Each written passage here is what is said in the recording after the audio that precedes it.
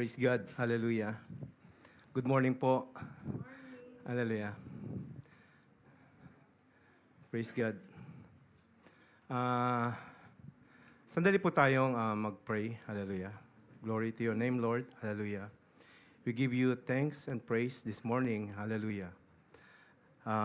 Lord, hallelujah. Salamat po dahil we believe that you are here, that your presence is here. And this morning, you will do something great in our lives, Lord. Hallelujah. Kung paano kami po ay pumunta rito ng mahina, ay kami po ay lalabas na malakas, Panginoon. Hallelujah. Salamat po. Kiniklaim po namin na sa umagang ito ay malaya po kayong makakilos sa bawat isa sa amin. Minsan pa aming Diyos, kayo aming dinadakila. At patuloy na in-enters ko rin po sa inyo ang iyong salita. Naway maunawaan po namin ito. At buksan mo nga po ang puso ng bawat isa, Panginoon. Marami pong salamat. In Jesus' name we pray. Amen. Hallelujah. Our topic for this morning is about Exodus. And then, what is Exodus? Exodus means the departure. Okay? It's all about the departure of the Israelites from Egypt to Midian. Okay?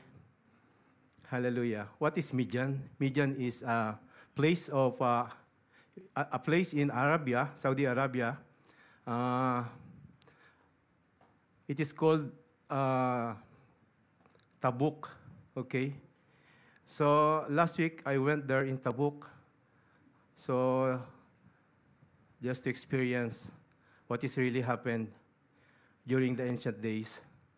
In the Old Testament, okay, we read that the Lord talked to the Israelites in the mountain of God, which is called the Mount Sinai. Okay? From that picture, I think you can see that mountain. Okay? So there's a lot of things happens there. You know that when I went there, I'm too much exhausted. Okay, why? Because pastoring is not easy. Just teasing you. Mamabait po ang mga taga-NCF. But I don't know why I am too much exhausted. Before the departure, before that day, the flight will be dated on November 13, okay? And by that time, I don't have that CPR, okay? So I'm too much afraid because otherwise maybe I cannot enter inside Saudi Arabia, okay? So I applied my CPR. Why I talk this CPR? I should talk this Exodus. Okay, anyway, I applied my CPR November 1st. So at November 9, I received this new CPR. So by the grace of God, okay? God is good. Okay, let us go to our topic for today. So again, the Exodus means the departure of the Israelites from Egypt. To be exact, in Goshen, they depart from Goshen to Saudi Arabia in Mount Sinai. So, let's try the clicker. No, it won't work. Down? Okay. So, if you see that pictures, so that is called the Moses Well, okay? Where it is located in Midian. So when Moses, okay, let's start in the beginning. Why Israelites live in Egypt. So why the Israelites there live in Egypt? So in the beginning, God called Abraham. Okay, God called Abraham, and God said that He will give you go to land of Canaan. So what happened after that? Abraham followed God, and he went to Egypt. To Canaan, and then siya po ay nagkaanak. Sino po ang naging anak niya? Di ba mga Kristiyano tayo? So dapat alam natin yon. And supposed to be, Abraham is the father of faith. Di ba? So nanganak po yung asawa ni Abraham. Sino po yan? Si Isaac. Di po ba? Okay, then si Isaac, nanganak yung asawa niya. Sino po? Talagang mga Kristiyano nga kayo. Si Jacob. Amen po ba doon? At nagkaanak po sila ng 12. Okay, 12. Which is called the 12 tribes of Israel. Okay?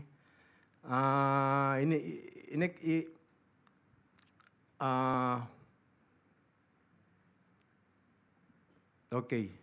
Sa 12 anak po ni Jacob ay meron po siyang paboritong anak. So Jacob has a favorite son, which is who? Si Joseph. Ayun, may premyo kayo kay Kuyang. So si Joseph po ay kinainggitan ng kanyang mga kapatid. At what happened po ay siya po ay ibinenta doon po sa mga tao na sa caravan na papuntang Egypt. Okay? So si Joseph po ay napunta doon po sa Egypt. Okay? So doon po nag-start yung pong istorya nila na bakit po sila inapunta sa Egypt. So that time ay naging po si Joseph doon, known po siya. Dahil siya po ay mahusay po siyang mag-interpret ng dreams. Kaya nga po ang tawag sa kanya ay Joseph, the Dreamer. Okay, so in short, naging po siya, ang position po niya ay second to Pharaoh. Okay? At so happen na nagkaroon po ng famine doon po sa lugar po ng Midian na yan at ng Egypt. Inutusan po ni Jacob yung pong kanyang mga anak. Jacob, naging Israel po ang pangalan niya. Inutusan po niya ang kanyang mga anak na bumili ng grain doon po sa Egypt. At doon po ay sa madaling salita ay nagkatagpo-tagpo po sila magkakapatid. At dinala po ni Joseph yung pong kanyang pamilya doon po sa Egypt. At sila po ay nanirahan doon po sa Egypt. Amen? So kaya po, ang mga Israelites ay napatira po doon sa Egypt ng around 450 years. Okay? So, that time ay in favor po sila sa Pharaoh. Okay? But nung namatay na po yung Pharaoh, so wala na po siyang, yung sumunod na Pharaoh, hindi na po niya alam kung ano po yung nangyari. So, naging mahigpit po sila doon sa mga Israelites. Okay? At naging slave po ang mga Israelites doon po sa land ng Egypt. At sila po ay nahirapan at dumaing po sila. At ito po ay narinig ni Yahweh. Okay? At bago po yon ay nangyari din po na ang mga Egyptian ay nagkaroon po sila ng problema. Ang sabi nila kung ang mga Israelites ay mas dadami pa sa atin ang numbers, na kung maaaring ma-conquer nila tayo. Kaya ang ginawa po ng mga Egyptian ay pinapatay po nila yung mga baby na mga lalaki po. Pinapatay po nila pag isinisilang pa lang. Okay? So, at that time, si Moses po ay isinilang. So, alam na po natin ang story na si Moses po ay nilagay po doon sa basket. Amen? At doon po sa ilog Nile River ay ipinaanod po siya. At siya po ay nakita ng anak ng king, ng Pharaoh, at siya po ay inalagaan. So, ganun nga po, si Moses po ay lumaki na sa costume ng Egyptian. Okay? So one morning, si Moses po, habang po siya ay dumalaw po doon po sa mga Israelites, ay nakita po niya na mayroong pinapahirapan na Israelita, ang isang Egyptian. So ginawa niya po ay pinatay niya po ang Egyptiano na iyon. Okay? At sa pagkakapatay niya po doon ay ang balita pong ito ay kumalat hanggang sa nakarating po ito doon sa Pharaoh. Okay? So ano pong ginawa ng Pharaoh? Gusto po siyang patayin ng Pharaoh. Okay? So ang ginawa po ni Moses, siya po ay tumakas from Goshen to Midian. And siya po ay naupo doon sa isang well, doon po sa Midian. Ang sabi po diyan, when Pharaoh heard of this, he tried to kill Moses. But Moses fled from Pharaoh and went to live in Midian, where he sat down by the well. So nakikita niyo po yung well na yan. Diyan po naupo po si Moses. Diyan sa well na yan. Kung titingnan niyo po yung well na yan, ay wala na po siyang tubig, pero napakalalim po niya. Okay? So,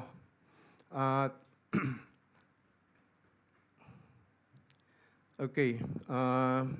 Balikan po natin yan. So, kilala niyo po yan? Ano po masasabi niyo sa kanya? Yun po lugar. Huwag niyo po tingnan yan. Okay. Sabi po dyan ay, and where is he? Ruel. Ito po yung they said that this is the father of Zipporah na naging wife po ni Moses. And where is he? Sabi ni Ruel. Ruel asked his daughters, why did you leave him? Invite him to have something to eat. Moses agreed to stay with the man who gave his daughter Zipporah to Moses in marriage. Okay, so ang nangyayari po kasi dyan, noong time na si Moses po ay nakaupo doon po sa well, ay dumating po yung mga anak ni Ruel at para magpainom po ng kanilang sa mga kanilang po mga alagang tupa. Okay. So, mayroon po dumating na mga ilang kalalakihan at itinaboy po yung mga tupa ng anak po ni Ruel.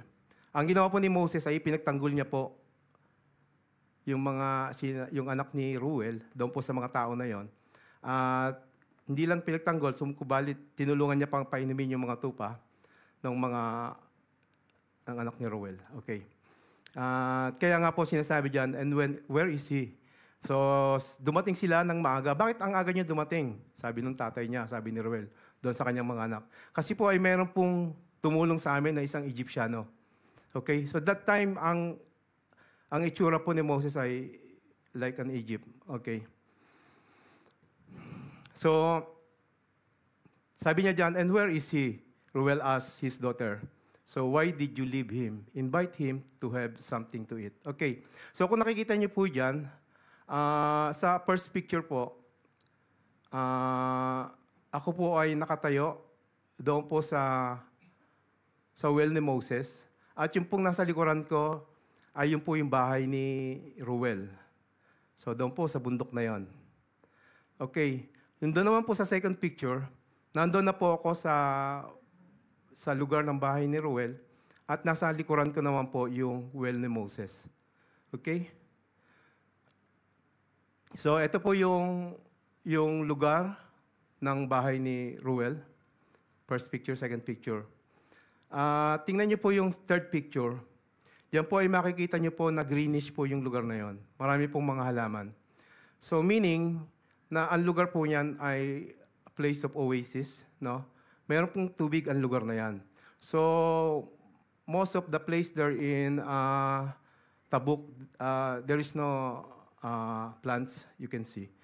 So lahat makikita mo ay bundok ng bato na ang gagandang mga bundok ng bato. So, kung meron po kayong chance na makadalaw po dyan, napakaganda po na may experience niya. Yun lang po. Okay. Ilang taon nga po ba? How old Moses when he flew to Midian? So, in Acts 7:23-24, when Moses was 40 years old, So he decided to visit his own people, the Israelite. He saw one of them being mistreated by Egyptians. So he went his defense and avenged by him killing the Egyptians. So sinasabi po rito na that time na si Moses po ay, when he flew to Midian, he is about 40 years old. Okay? Moses and Aaron did just as the Lord commanded them. Moses was 80 years old and Aaron 83 when they spoke to Pharaoh. So, another 40 years po, 40 years in Midian, he lived as a shepherd in Midian for 40 years, a period of preparation and purification. So, ito po yung nangyari kay Moses.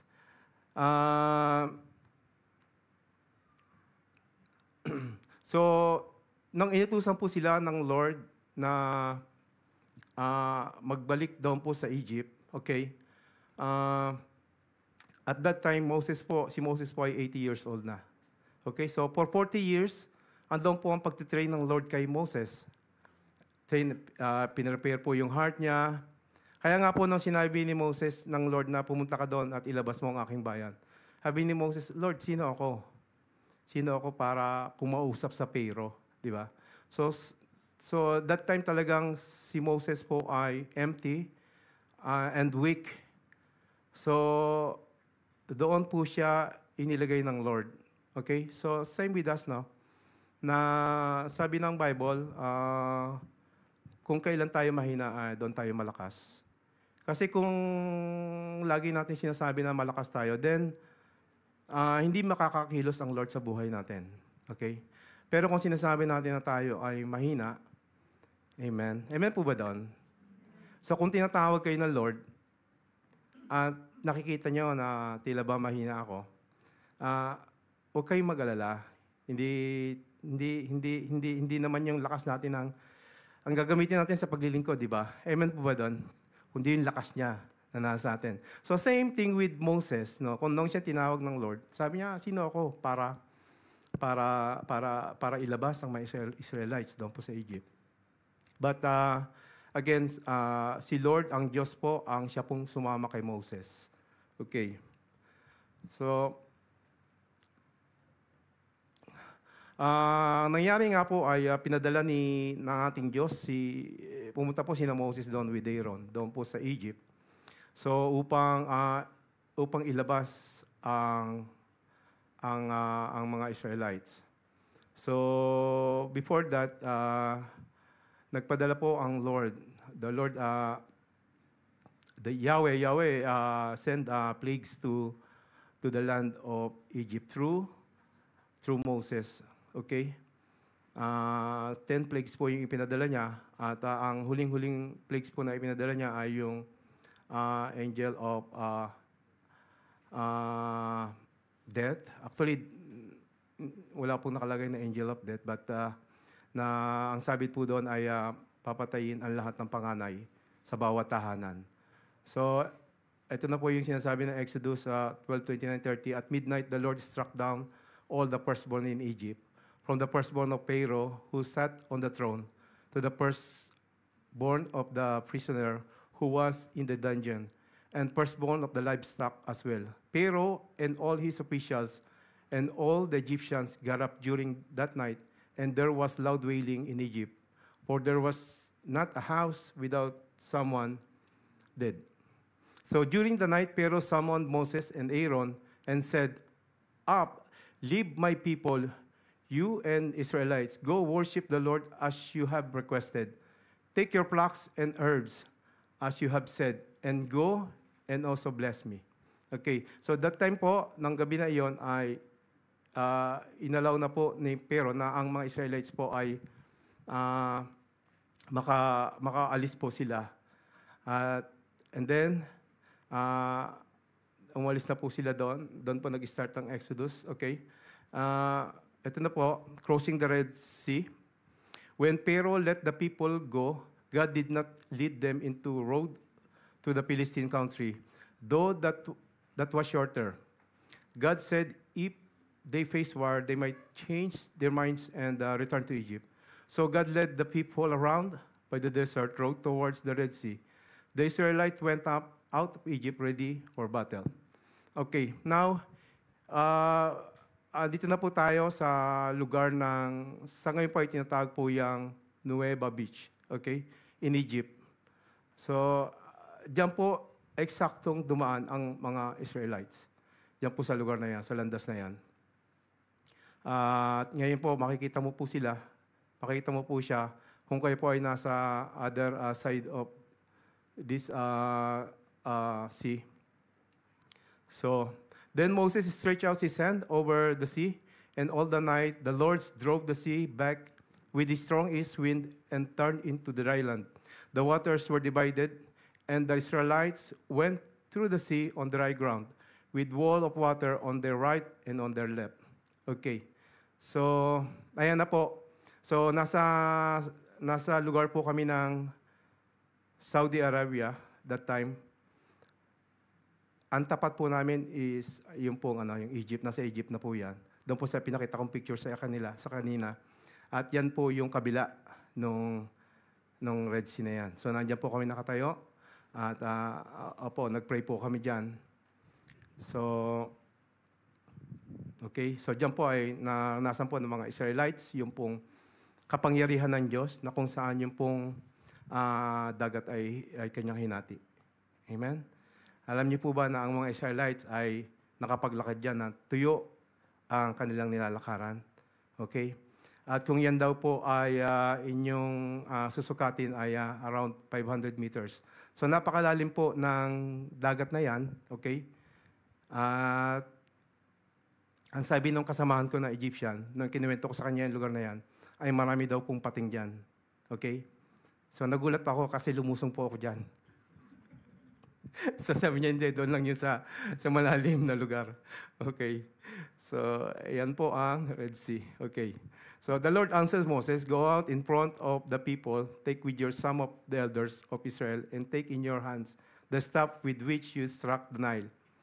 And go, I will stand there before you by the rock at Horeb.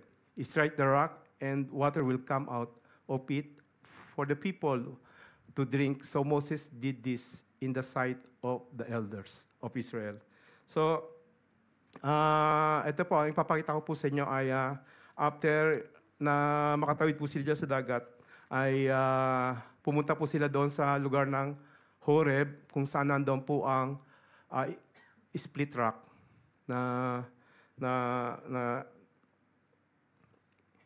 okay, yan po yung split rock. Okay. Nakita niyo po yung sa unang picture. Yan po yung rock na hinampas ni Moses. At yan po yung lumabas yung tubig. Okay. Inakyat po namin yan. Yung pong sa huli, picture ay andun po kami sa taas niyan. At nag-worship po kami. So, sobrang tarik po ng lugar na yan. At but by the grace of God, nakarating po kami doon sa taas. Okay. 1 Corinthians 10:1-4. "For I do not want you to be ignorant of the fact, brothers and sisters, that our ancestors were all under the cloud, and that they all passed through the sea. They were all baptized into Moses in the cloud and in the sea. They are all ate the same spiritual food and drank the same spiritual drink, for they drank from the spiritual rock that accompanied them, and that rock was Christ." That rock was Christ.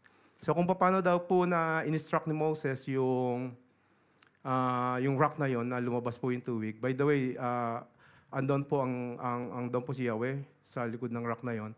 And the Yahweh itself struck that rock na lumabas po yung tubig. So sabi diyan, that rock was Christ. So kung paano daw po na in-instruct ng God yung bato na yon, and that was Christ. So kung saan ay si Jesus po ay in-instruct ng God dahil sa ating mga kasalanan. Siya po ay napako doon sa krus at binayaran niya lahat ng ating kasalanan. So lahat ng kasalanan natin ay pinagbayaran ng ating Panginoong Hesus. At ipinataw sa Kanya ang lahat ng kaparusahan ng ating mga kasalanan. At dahil po doon ay dumaloy po ang living water which is the Holy Spirit. So, so yan po ang paliwanag po na sinasabi diyan ay that rock was Christ. So, ang lahat po ng mga Israelites ay nakainom po sila doon sa tubig na yon, na wala po yung uhaw nila. Amen. So, same thing what happened to us when we accepted Christ in our lives. Okay? We receive the living water. So, which is give us the peace, which is the Holy Spirit that give us peace. So, yung uhaw na ating pong naramdaman noon na tila baga nagbibigay sa atin ng kaguluhan. Amen. Now, before bago tayo tumanggap sa ating Panginoon, tila ang buhay po natin parang gulong-gulo at magulo. Subalit nung ating pong tinanggap ang ating Panginoong Hesus sa ating mga buhay. Amen. Ang lahat po ito ay nagbago. Nagkaroon po tayo ng kapayapaan sa ating mga puso. Amen. Lahat po ba tayo dito ay nag-accept na sa ating Panginoong Hesus? Amen. Okay. Now, after the experience of the rock, they went to Mount Sinai. So, noong po si Moses ay nandoon po siya noong po siya tumakas at pumunta po siya doon sa Midian. One time, si Moses po ay naglakad. At hanggang sa siya po ay nakarating sa mountain of God. At doon po ay nakausap niya ang Panginoon sa pamamagitan po ng burning bush. At sinabi sa kanya na kapag nailabas mo na ang mga Israelites doon sa Egypt, ako ay sasambay mo sa lugar na ito, na mountain of God. Sabi po diyan, on the first day of the third month after the Israelites left Egypt, on that very day, they came to the desert of Sinai. After they set out from Rephidim, they entered the desert of Sinai, and Israel camped there in the desert in front of the mountain. So sila po ay nag-encamp doon po sa front ng mountain. So ayan po, I am facing toward Mount Sinai. So at my back, yan, makikita niyo po na napakalaking place which where the Israelites settled on that place. At kung atin nga pong bibilangin kung ilang Israelites po ba yung nagpunta dyan. So, ang sabi po, according to the Bible, says that 600,000 men leaving Egypt. So, plus the wife, that time yung wife nila, 2, 3. Tama po ba yun? Ayoko po itanong na sino dito, 2 o 3. Amen. May mga anak po sila. That time also, marami po silang mga anak. Amen. So, most probably mga 2.5 million or to 3 million Israelites. At yung pong lugar na yan ay kayang-kaya pong na i-accommodate ang ganong karaming tao po. Okay? So now, Mount Sinai is located in the ancient land of Midian, now the northwest Saudi Arabia, nearby the city of Tabuk. So yung nakikita niyo po yun na itim na yon, okay, yan po ang bundok ng Mount Sinai. At kung mapapansin po niyo siya, ay parang sunog po siyang bundok na sunog. Okay? Dito naman po sa huli ay ang Elijah's Cave. Elijah's Cave at the traditional site of Mount Sinai in Saudi Arabia. Kung saan po si Elijah po ay nagtago nung siya po hinahabol ni Jezebel. Sino? Tama ba? Jezebel, a wife of King Ahab. So, kasi po pinatay ni Elijah yung pong mga priest ni Baal. So, nagalit po sa kanya si Jezebel at siya po ay nais na patayin. So, siya po ay nagtago. Hanggang sa siya po ay nakarating dito po sa cave na to. Diyan po siya nagtago. So, hanggang ngayon makikita po natin siya. Okay, Exodus 19:8-9. Mount Sinai was covered with smoke because the Lord descended on it in fire. The smoke billowed up from it like smoke from a furnace, and the whole mountain trembled violently. As the sound of the trumpet grew louder and louder, Moses spoke, and the voice of God answered him. So, that time po na si Moses po ay kinakausap ng Diyos. So, kung makikita po nila na ang lugar po ngayon ay nag-aapoy, yung po mountain na yun. Kaya ang mountain na yun ay kulay itim po. Dahil because the presence of God expresses the fire and clouds at usok nga. So, okay. And, ayan. Andyan po ako sa foot of Mount Sinai Mountain. So, kung makikita po nyo dyan, ay binibidyo ko po na meron pong tila isang landas na kung saan ay dinadala po yung offering ng mga Israelites. So, yan po ay letter L. Nakapila dyan po yung mga offering nilang mga animals. At sabi nga dyan, why letter L? Dahil pag nakita daw po ng mga animals yung pinapatay yung kapwa nila, ay sila po ay nais nila bumalik na lang. So, kaya po daw letter L yan. Doon po sa bandang dulo ay nandoon po yung lugar ng altar na kung saan sila po ay ino-offer, sinusunog. So, yan, nilalakaran ko po yung lugar na yan. So, hanggang ngayon, nandiyan po siya. May mga bato po siya na parang bakod na kung saan doon lang po dadaan yung mga offering na yan.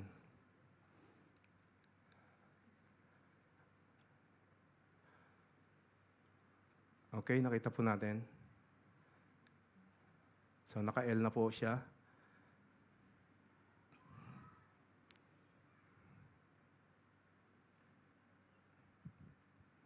Praise God.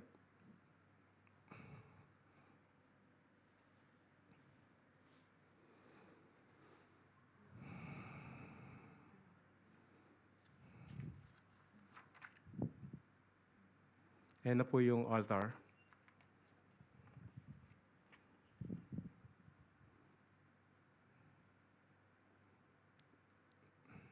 Gusto niyo na pong pumunta dyan? Magsabi lang po kayo sa akin.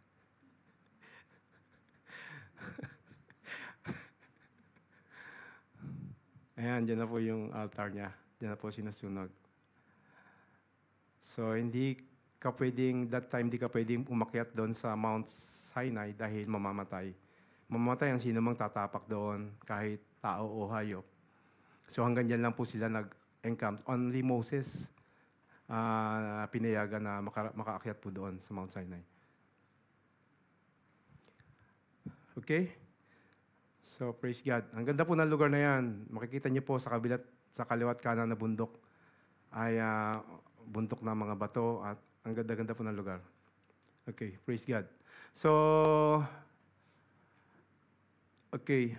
Doon po sa paanan po ng bundok na yun, sabi ko nga po sa inyo ay mayroon pong 2 bundok dito. Nandun po sila nag-offer. So, during the day ay binabalutan po sila ng usok na makapal na ulap. Okay? And the night ay apoy naman po, a pillar of fire. Okay. At ang explanation po nila doon ay kung saan may tolda, mayroong kasalan. Okay? So, dito po ay piniprepare po ng Lord ang kanyang bayan for a wedding. Amen. So, actually, mga kapatid, tayo po ay nakatakdang, ang church po ay nakatakdang ikasal kay Jesus. Amen? So, ready po ba tayo doon? Okay. Or hindi pa masyado? Kasi, ano nga ba itong ginagawa natin na to, di ba? Nagsasamba tayo sa Diyos. Amen. Pero hindi lang basta tayo yung para bang pagka namatay tayo, pupunta tayo sa langit. But there is a wedding day na magaganap po. Okay? So, pag-usapan po natin yung bagay na yon. So, in Matthew 22:30, sabi po doon, when the people, Pwede na po ba? Matthew 22:30. Okay. At the resurrection, people will neither marry nor be given in marriage. Okay, sabi ng Panginoong Jesus, may nagtanong sa kanya, Lord, paano kung halimbawa may isang babae na napangasawa po niya yung panganay, namatay yung panganay, so ang pinakasalan naman siya ng sumunod at namatay uli, tapos ng sumunod uli. So sino sa kanila ang mapapangasawa ng kapag nasa kabilang buhay na? Yun ang tanong. So sumagot ang Panginoon, at the resurrections, people will neither marry nor be given in marriage. So why? So dahil wala na raw po doon yung mag-asawa, wala na mag-asawa. So samantalahin niyo ng manligaw yung mga binata dyan.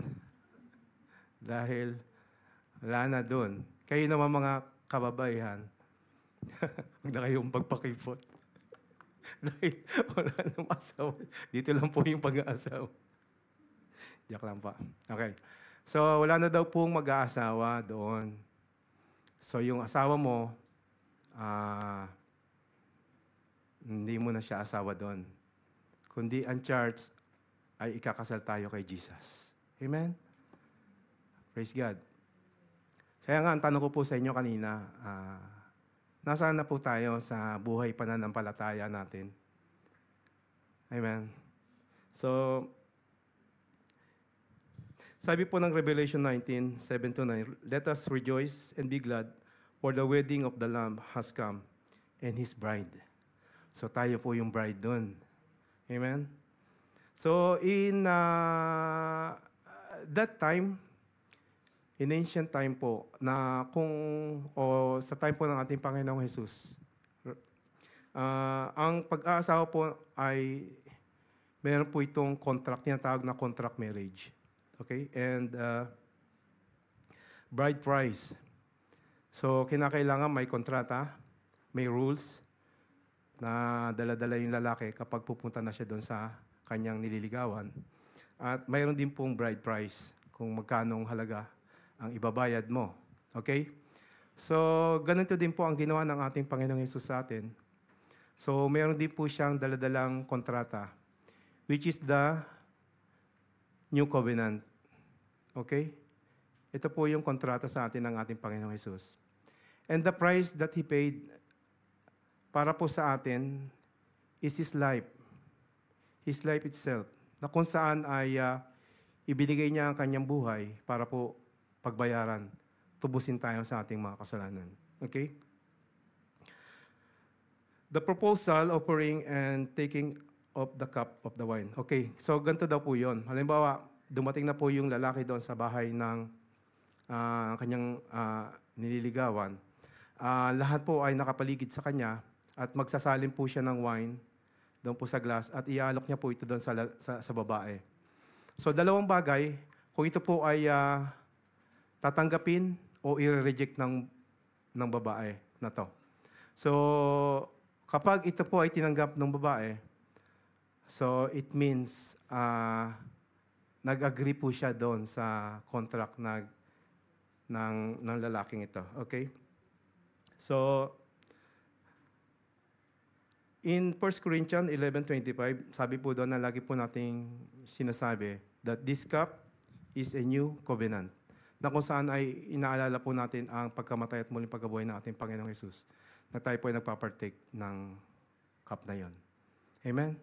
So, kung ating pong pag-aaralang maigi, so, naka-base po lahat ang ginawa ng ating Panginoong Hesus doon po sa ancient customized nila regarding the wedding po. Okay? And kapag po tinanggap ng babae yung wine na yon, she's already betrothed. Okay? Meaning, ano na po siya? Consecrate, set apart. At kapag ka po siya lumalabas ng bahay, so naka-veil na po siya, nakataklubong na po siya. Meaning, taken na po siya. Amen? So, yung pong veil ang nag-represent na she's already betrothed. Okay. In 1 Corinthians 6:19, says that your body is a temple of the Holy Spirit. So again, naka-represent naman po sa atin yon na once na tinanggap po natin ang ating Panginoong Jesus, o once na tinanggap ng babae yung wine na yon na inalok ng lalaki, na ang kanyang sarili ay hindi na sa kanya. Ito, siya ay pagmamayari na ng lalaki. So ganoon din po sa ating mga kapatid. Tayo po ay tinubos ng ating Panginoong Jesus ng kanyang banal na dugo. At ang buhay po natin ngayon ay, sabi dito, your body is a temple of the Holy Spirit. You are not your own. You were bought a price. Therefore, honor your God with your body. So, nakuha po natin, mga kapatid. So again, ito po yung tanong ko kanina, na nasaan na po ba tayo sa ating pananampalataya. So sa ating pong kalagayan sa panahong ito, ay kagaya po tayo ng isang babae na nag-aantay ng pagbabalik ng kanyang mapapangasawa. Okay? So ano bang gagawin daw ng mapapangasawang lalaki? After that encounter to that lady. So uuwi po siya doon sa kanyang bahay at magpapagawa po siya ng bahay doon sa tabi ng kanyang, i-extend po yung bahay ng kanyang tatay. At kapag naayos na po ito, so hindi siya magde-decide na babalik uli doon sa babae, kundi yung tatay niya. So inspection ito ng tatay niya kung okay na bang tirhan tong lugar na ito. At kapag okay ito, ay sasabihin ng tatay niya, sige, pwede na, bumalik ka na doon. At kunin mo na siya. Amen? Paul, ganun ba yung nangyari sa inyo ni Liz?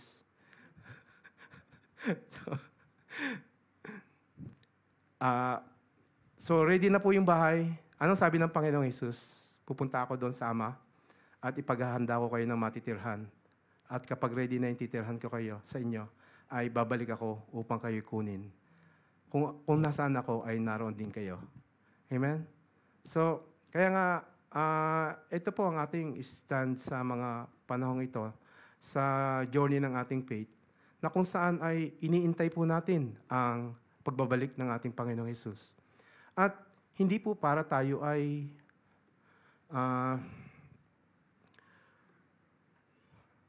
to worship other God or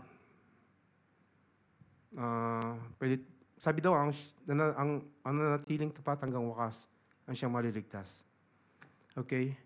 So sa araw-araw ba nating buhay ay iniingatan natin yung ating mga sarili? Yan po ang term na gagamitin natin. Hanggang sa pagbabalik ng ating Panginoong Hesus. Upang tayo matagpuan na nagtatapat. Amen? Okay, ano nga po ba nangyari? The golden cup. When the people saw that Moses was so long in coming down from the mountain, they gathered around Aaron and said, "Come, make us gods. Make us gods who will go before us. As for this fellow Moses who brought us up out of Egypt, we don't know what was happened to him." So, nung po si Moses ay umakit na po doon sa mountain of God, ay alam naman po natin that it takes 40 days and 40 nights. Okay? So, sa haba po ng mga laws and rules na binigay ng God sa kanya, so umabot po ito ng ganong katagal. At ang mga Israelites po ay nainip sa kanila, kay Moses. So, kaya po sila po ay nag-request kay Aaron na igawa mo kami ng Diyos na maglilid sa amin doon sa lugar ng Canaan, kung saan pinilano ng Diyos na dalhin ang kanyang mga anak, ng kanyang bayan. So, sabi nga ni Aaron, sige, dalhin niyo sa akin ang lahat ng mga ginto niyo. Okay? Huwag po kayo mag-alala. Hindi ko po hihingi ng ginto niyo ngayon para gumawa ng isang Diyos. Dahil meron dito ay talaga namang sobra-sobra. Okay. So, God is good.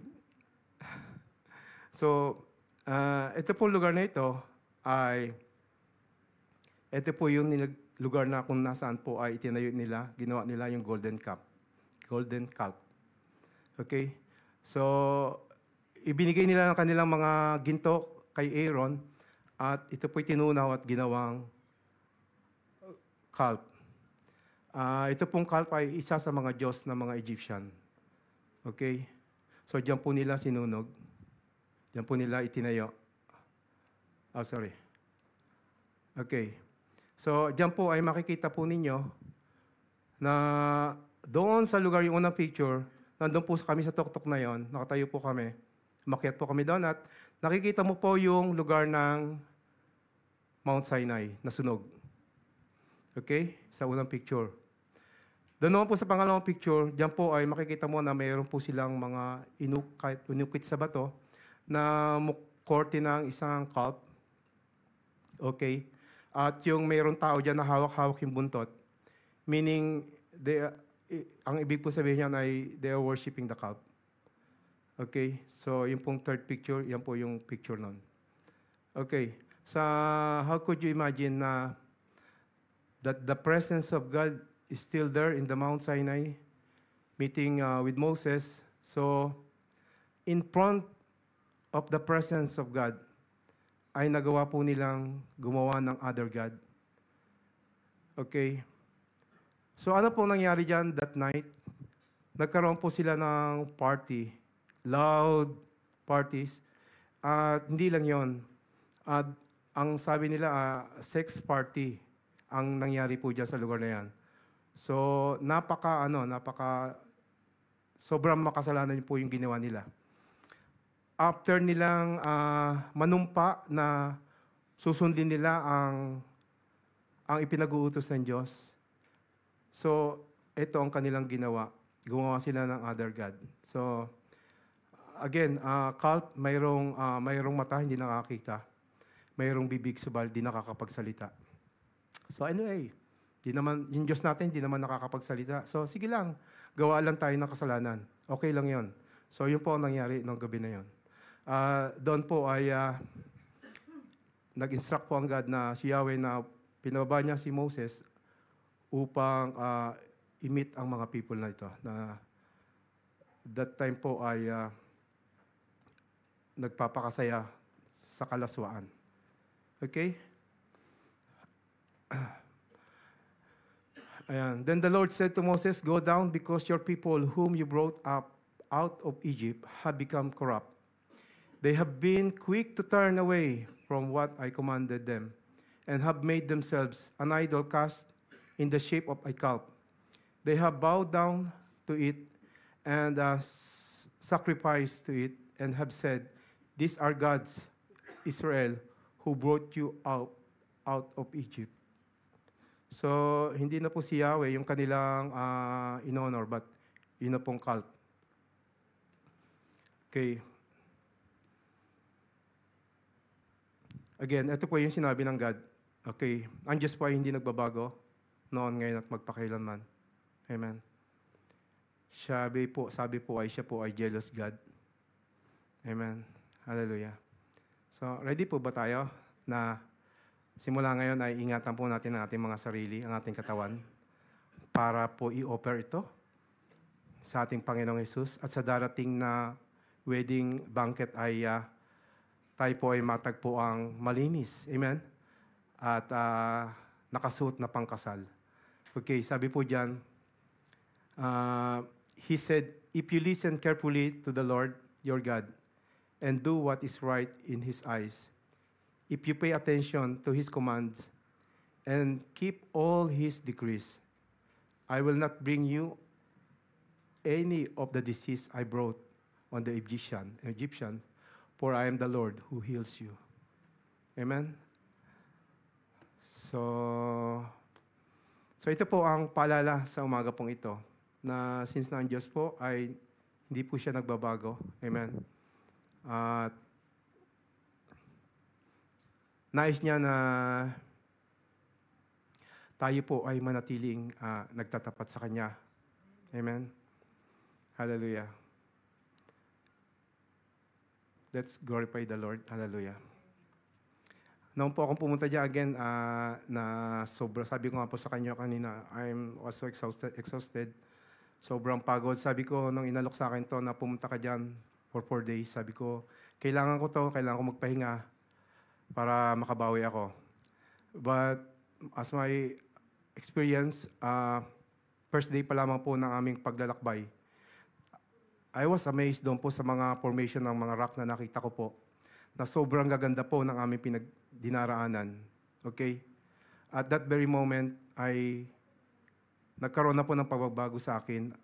From inside, ay naramdaman ko na po, ako po ay lumakas. Okay? And I believe that the power of the hand of God was still there, intact, na siya pong nagpo-protect sa lugar na yon. So to speak po na ang lugar pong yan ay gagawin na pong i-commercialize na po. So, salamat sa Lord dahil na-experience ko po yung bagay na yon. At we still have time kung gusto niyo po makarating doon. So again, first day pa lamang po, pinalakas na po ako ng Lord, second day, third day, hanggang sa amin pong pag-uwi. Amen? So si Lord po hindi nagbabago. At sa mga oras pong ito, ay pwede pa rin po nating maranasan, amen, ang kanyang kapangyarihan. Kung sino sa inyo ang nanghihina ay sa umagang ito, makapangyarihan po ang ating Diyos at kayang-kaya niyang imit ang inyong mga pangangailangan sa umagang ito. Hallelujah. Let us pray. God is good sa umaga pong ito. We give you glory, Lord. We give you honor. Salamat po aming Diyos sa experience sa umagang ito. Na kung saan kami po ay dinala mo sa iyong lugar, sa Mountain of God in Mount Sinai. Na kung saan ay in-express mo ang iyong pag-ibig and even ang iyong kapangyarihan. Hallelujah. Marami pa pong nangyari sa lugar na ito. At kulang po ang oras kung ito po ay amin pong iisa-isahin. But isang maliwanag,